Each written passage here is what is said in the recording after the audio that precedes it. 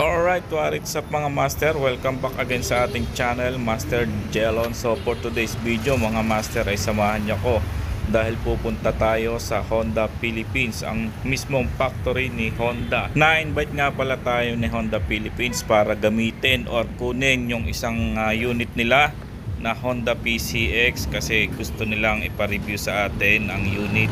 At ito yung araw para kukunin nga natin. So samahan niyo ko, let's go!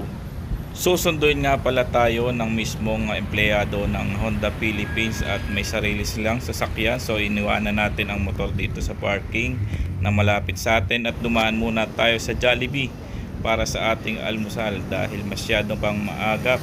Nakakahiya naman kasi kung sila pa mag-aantay sa atin para sunduin. At yung isa nga pala nating kasama ay nauna na sunduin galing pang Maynila. So may kasabay tayo dito mga master. At mamaya papakita ko sa inyo kung sinong kasabay natin. At habang iniintay nga natin sila ay kakainin natin muna ang binili nating almusal dito sa isang tabi. So shout out kay ating tumingin pa sa atin at nahulog pa nga yung ating biniling pagkain. Medyo gutom na nga tayo at ito tirahin na natin ang ating burger na binili bago pa tirahin ang iba. At kahit alam naman nating meron tayong dadatnan doon na almusal ay syempre iba na rin yung may laman ang tiyan at mahirap magpigil ng gutom ano. So hindi nga pala natin first time na makapunta sa mismong factory ni Honda Philippines. Opo, pangalawang pagkakataon na natin ito na na-invite tayo ni Honda Philippines para mag-test ride ng kanilang mga unit ano. Honda PCX nga rin po pala yung unang unit na nahiram natin or pinagamit sa atin ng Honda Philippines at yun din yung ginamit natin sa Quezon Elite Endurance Challenge. So at dito nga pala tayo sa Centro Mall nag-antay pero nung oras nito hindi ko na malaya na nandito na rin pala sila, kararating lang at eto nasa loob na nga tayo ng kanilang service. So shout out sa ating driver na empleyado mismo ng Honda Philippines at sa ating kasabay na si I.M. Jamit na ngayon ko lang nalaman nakapangalan ko pala si Idol. At andito na nga tayo malapit sa pinakang planta ng Honda Philippines at makikita nyo naman ang seguridad ng kanilang planta. Bale, hindi kayo basta-basta makakapagpasok dito ng mga gadgets ano, tulad ng cellphone. So yung cellphone nga pala namin ay nilagyan ng sticker for security purposes. At hindi mo basta-basta pwedeng gamitin sa loob. May mga designated area na pwede lang siyang gamitin at mayroon designated area na bawal siyang gamitin. So andito na nga tayo sa loob mga master. At nag-i-start na ang orientation namin bago natin makuha yung unit na ipapahiram sa atin. So shout out kay sir na nakalimutan ko na naman ang pangalan. Sa mga di nakakaalam mga master, may sarili nga pala silang safety instructor no. So meron din silang sariling safety driving school na ang mga instructor nila ay mga accredited talaga ng LTO. At matatagpuan ang kanilang safety driving school sa Parañaque City. So ayan, makikita nyo sa screen. At sa mga gustong mag-enroll, pwedeng nyong bisitahin ang kanilang Facebook page.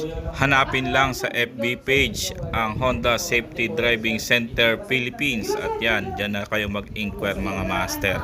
So sa part na to mga master ay nagpi-picture taking na kami mga master at tapos na nga ang orientation. Bago tayo bumaba at tingnan na yung mga unit na ipapahiram sa amin ni I.M. Jamich. Shout out nga pala kay Ma'am Lynn at kay Ma'am Jean sa pag-aasikaso sa amin ano. So napaka-solid po ng kanilang pag-aasikaso sa amin. Sa inihanda nilang masarap na pagkain at sa napakainit na pagsalubong sa amin. Maraming salamat po Ma'am Lynn at Ma'am Jean sa uulitin po ulit. At ito sa part na to mga master ay bumaba na nga kami at iniikot kami sa lobby ng mismong Honda Philippines para ipakita sa amin kung anong meron dito.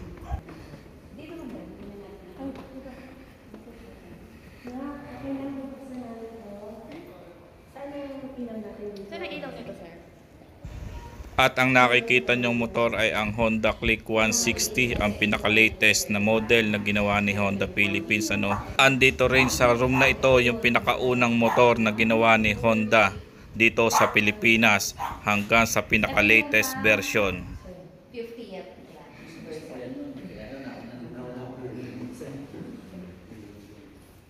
Ito wala na ito ngayon, Kung papansinin niyo mga master, yung nakasulat sa wall nila, nandyan yung history mismo ni Honda Philippines at kung ano-anong motor ang nagawa nila taon-taon.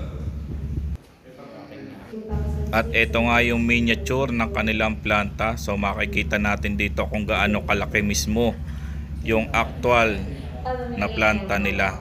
So meron silang sariling basketball court at meron silang mismong sariling driving test area na bago pa nga ilabas sa market ay siguradong na-test na dito sa loob mismo ng kanilang planta. At ang nakikita nyong motor mga master ay ang Honda Goldwing at ang CBR Fireblade na isa lang sa pinakamaangas na big bikes ni Honda.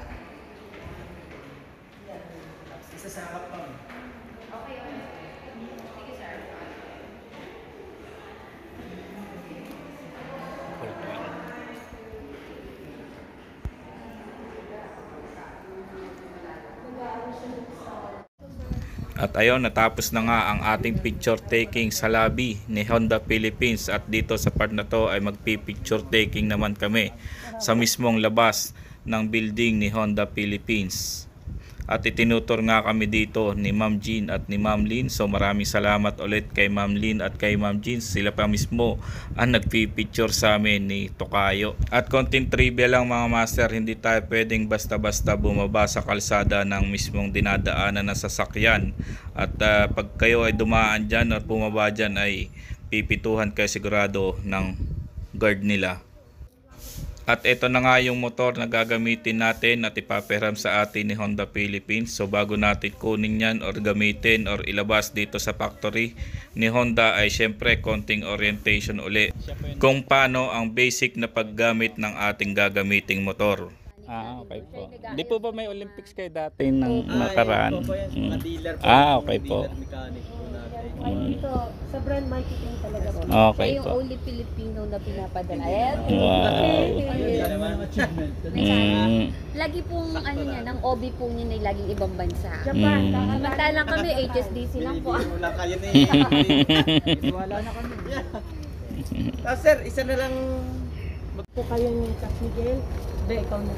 Regarding dun sa mga specs, sir, so Ano po? si Kuya Mix po ay i-discuss po niya sa inyo and at the Mga same basic. time, yung mga physical appearance nito, yung nabanggit ko sa inyo kanina, kung may mga scratches is kita natin both sides. Ano po? So, kulay. Ganda no? Matred. Matred ba yan? Ito po QC pa siya. sige. So, yung PCX 160, ito po yung pinaka-latest color ng Honda PCX. Ano man po ito lumabas? Dito tayo sir, sa unang muna sa kiles natin sir. Dito po sir. Ang ating kiles po ay may lighting po ito dito sa may signal. Pag naka-green po na ganun, automatic po activated na po ang ating key. Ano po, ang isa po nito, pag ipapatay niyo po, long press po, magre-red po siya yan. Same sa EDB dati. Same po siya po. Lahat po ng kiles namin ganito po. Tapos i-balik po natin sa green po. Naka-green na po sir. Tapos press natin dito sa knob. Dito sir, ito ang knob natin. Lagi po tayo natin na pag tayo titigil kasi saan man tayo magpa-park, ugalayin po natin na kaganto ang position po ng knob. Kasi po pag nakaganto po yan, hindi naman po siya malolobat pero Naka-on. ma-access niya po ang compartment. Kahit sabihin natin patay na dito yan. Mabubuksan pa din po kasi naka-arrow siya sa bukasan po. Ano pa? Bubuksan yan. Yan po ang sunod na pihit natin, mag-o-open na po siya. Alright, dito na nga Sir, natatapos tapos ito ang po ating ang video mga master at gusto ko lang ulit pasalamatan si Honda Philippines at syempre si Ma'am Jean at si Ma'am Lynn para sa pag-asikaso sa atin ano. So hanggang sa muli mga master, hanggang sa susunod na video. Let's go! 283 pa lang.